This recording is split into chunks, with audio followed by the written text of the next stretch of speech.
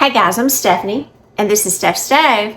And I tell you what, there is absolutely nothing that beats the beautiful aroma of a hot, bubbly peach cobbler coming fresh from the oven.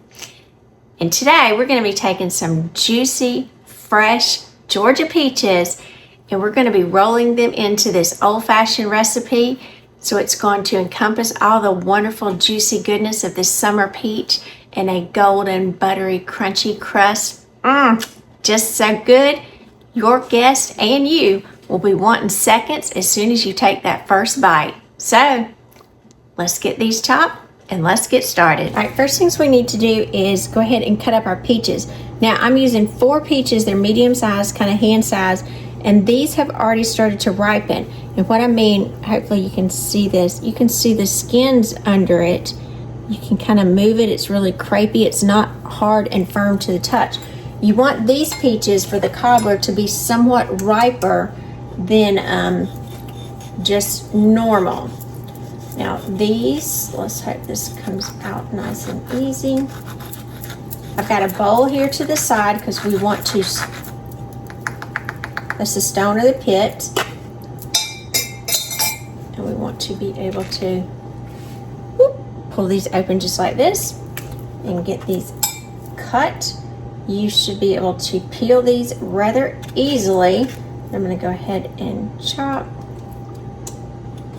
And you want to do this with as little effort as possible. Now these have not been blanched, so these are not exactly an easy peel like if we were blanching them. So you are going to have to cut these just slightly because they do have a little firmness to them. I don't want them mushy. And then after we peel these, you're going to need to dice these up. And when I say dice them up, this is where you're going to go in and you're going to do these bite size. That is always my preference. And if you leave a little bit of skin on, that's perfectly fine. And just think of a good bite. You don't want a huge chunk in there. You want just a good bite that you can kind of pop in your mouth. Now I'm going to go through and I'm going to chop all of these up. While I'm doing this, if you're making this with me, you can go ahead and do the same. But remember, we are going to take the pit and the peels and put in here and save them because you can make peach scrap jelly. And this is what it looks like if you've not seen the video. So if you don't have quite enough to make this, you can put these in the refrigerator. You can freeze these until you're ready to make them. But you can take the scraps, turn into some beautiful jelly. So I'm going to go through and cut all these up. I'll be right back.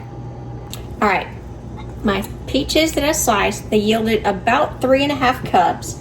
Now I don't want these super sweet, but I do want to add a little extra sweetness to them. So I'm just going to kind of sprinkle them with just a little bit of sugar. I don't want too much. We're just going to kind of macerate these for just a few minutes while we get the rest of our ingredients going. Get those coated just in case we had any that were a little bit more tart. And who doesn't like the extra peachy flavor? Kind of gets those to release their natural juices. All right, now I'm gonna take this and we'll set it over here to the side. Then we need to get our baking dish ready. So what I'm gonna do, I'm gonna do this in a cast iron skillet. And I'm gonna show you all this because I think this is just really pretty. I just bought this from Lodge, and I don't know if you can see it. It's a America 250 cast iron skillet. So I love it and I was excited. I just got it just the other day. It came in, so it's available on their site. And I got mine with a little trivet and another little handle for it. But I was super excited when I got this, and when I saw it on their site, I can't wait to buy it. So I wanted to use it for you guys. Now we're going to take 1 stick or half a cup of butter. We're going to put that in the bottom of our pan. Our oven is preheating to 375 degrees, and while that's preheating, I'm going to put this in the oven, my cast iron, for it to heat up, as well as my butter to melt. So let's get this America 250 in the oven for it to preheat. Here we go. Right there in the middle. Now, while our pan is preheating, we're going to make our golden buttery cobbler portion to it. Now, this is like the iconic recipe for cobbler. And let me tell you, I love peach cobbler. I love any kind of cobbler. I also, on Wednesdays, I cook for my church. And one of the things that I make, I cook for about 250 people every Wednesday. And I make the desserts for them. And I do have a few people that help me, that helpers. But one of the things that I make is peach cobbler. And everybody's like, oh, are you making cobbler today? And I'm like, no, not today. Oh, they just want the cobbler. So I love making cobblers, and it is one of those things that just makes everybody happy. So I'm using 1 cup of self-rising flour. Now, self-rising flour is necessary to make this puff up. If you don't have self-rising flour, you absolutely can use all-purpose flour. However, you will need to add, for every cup of all-purpose flour, you'll need to add 1.5 teaspoons of baking powder and about 1/4 teaspoon of salt per cup, if you're multiplying this out, to turn all-purpose into self-rising. Now, self-rising does have baking powder in it. However, when I make it, I always add about 1 teaspoon of baking powder. And some of you may say, why? It already has it. Because I want to ensure that it puffs up really nicely.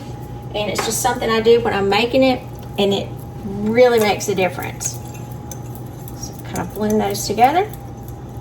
Another thing that you can add that's kind of optional, I like to add it with peaches sometimes, is cinnamon.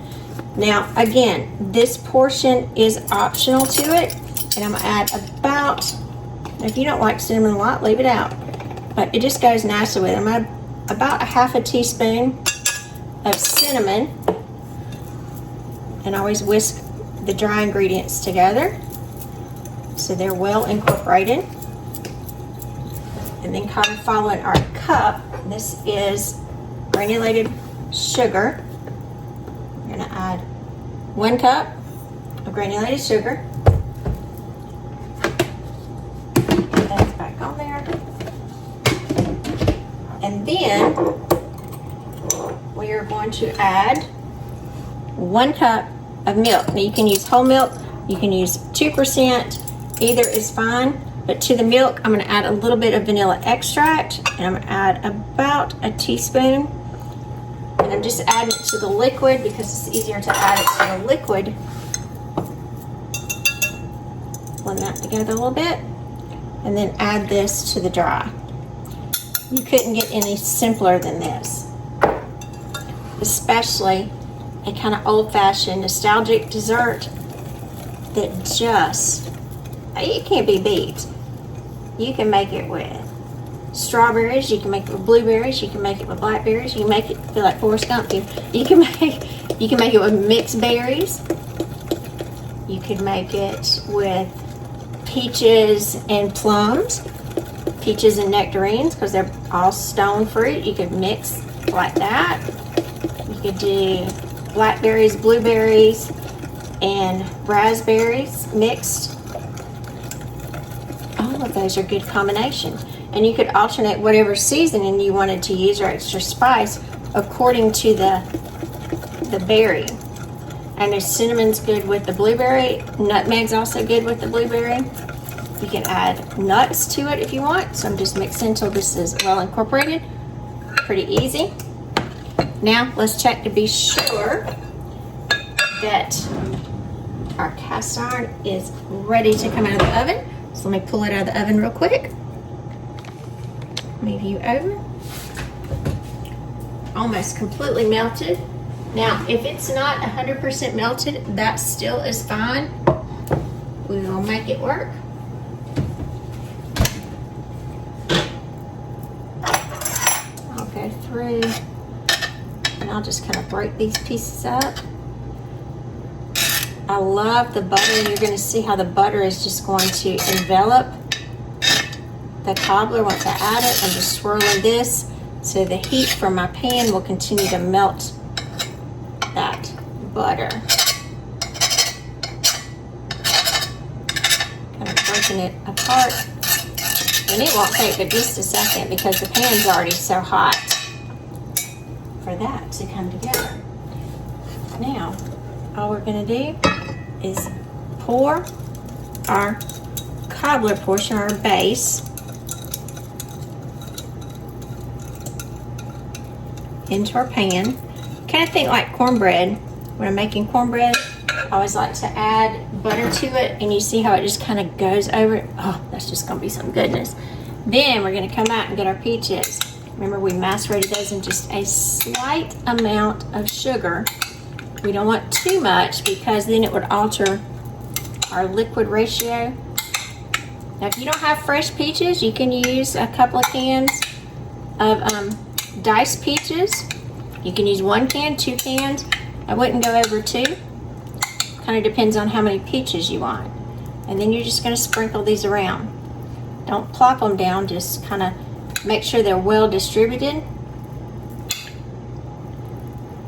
because you want every bite to have those beautiful peaches in it.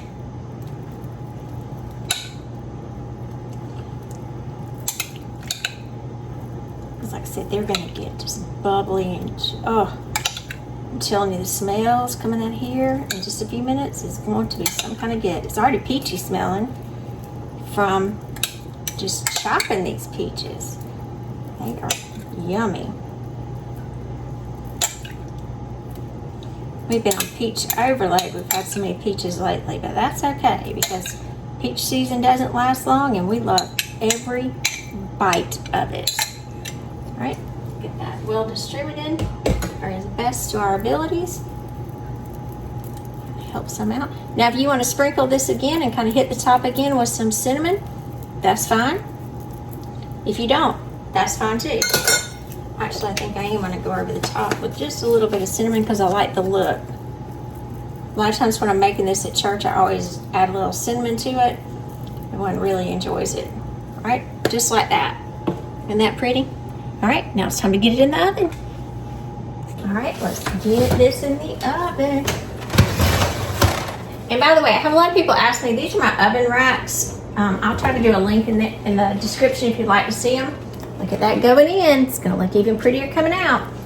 These are actually for spills, and they just work well to keep my oven nice and clean. I love them. All right, that's going to bake in the oven for about 30 minutes. See back in 30 minutes. All right, our timer's going off, and it is smelling delicious. This is what's nice and brown with our extra cinnamon we put on the top. Look at that. The bubbling, juicy. Let's get that up here. Just take a look. That beautiful cobbler. Look at that. It's just enveloped all those beautiful peaches that are deep down in there. I'm just thumping out right there. Now this is super hot. It is lava hot. So you can't eat it right now. We have to wait about 15 minutes and then it's time to scoop and enjoy. See you back in about 15 minutes. All right, our cobbler has been cooling for about 15 minutes. It's time to dive. Look, to dive in. Look at this right here. I like to go in and give it a big old scoop. Look at that. Look. All those peaches. Look at that. Yummy. And the smell, I wish you could smell it. Now, you can top this any way you choose. However, since I'm kind of doing this a little bit more rustic, like my grandmother would make it. My grandmother never topped it with ice cream. She always topped it with canned milk. So you just take a little bit of canned milk and pour it over it. And that right there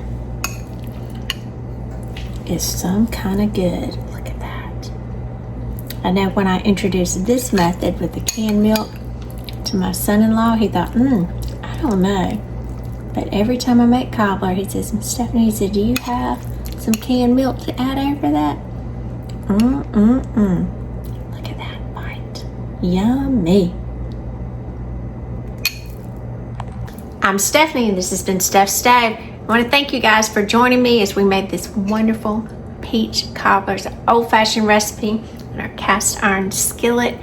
Just delicious. And I doused it with that canned milk just like my grandma used to do. This is the way Mammy served it. Look at that. Get that milk dripping over it. You don't need ice cream. It's delicious. Oh, that makes you, that makes your mouth, your tummy, and all of you just happy. You just can't beat some good old-fashioned peach cobbler, especially in the summertime. So, give us a thumbs up, click that subscribe button, and share this video. If you have friends that love to bake, love homemade Southern recipes, they'll enjoy it just as much. So, thanks for watching, guys. Have a wonderful day.